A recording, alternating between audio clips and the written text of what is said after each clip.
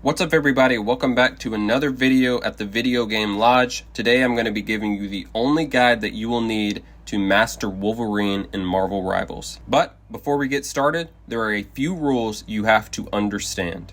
You slice and dice, and anytime you see an opposing group player, you politely let them know that they chose the wrong hero. To start the video, we're just going to graze over his abilities. He technically only has 3 abilities, so the main concern is to cover when to use them and how to master them. So first up, you have his primary, which is called Savage Claw. You get 4 slow slices, a brief pause, and then 4 more slow slices, and then so on and so on. But if you're using his Feral Leap ability, you get about 5 seconds of super fast slices with no pause. So you technically do less damage per slice, but because most of the time you are taking the enemy from their front line into your back line while also knocking them down, it is significantly more devastating to the enemy player. His next ability is called Undying Animal. This basically turns you into a tank for 5 seconds. I believe it reduces all incoming damage by about 40%. Trust me, you will notice the difference from when you're using the ability and you're not. Next up, we're just going to jump right into his bread and butter combo. You're going to do his Undying Animal right into his Vicious Rampage, Feral Leap, and then you just spam and hold your primary. And here it is slowed down for you.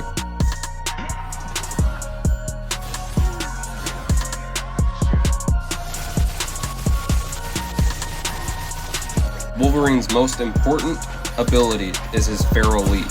So these are the top ways to utilize your Feral Leap in the best way. Number 1 is to obviously displace and shred your enemies, and that includes flyers. One thing I do want to point out is that Wolverine and Rocket have an unofficial team-up ability, and that is the jump boost from Rocket's redeploy beacon. These are more important for Wolverine than any other player in the game just because of the pure havoc that you can cause with Wolverine during his Feral Leap.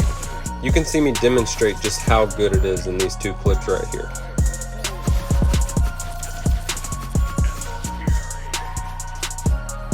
Next reason is to carry healers out of their ult, which mainly includes Sue and Cloak and Dagger.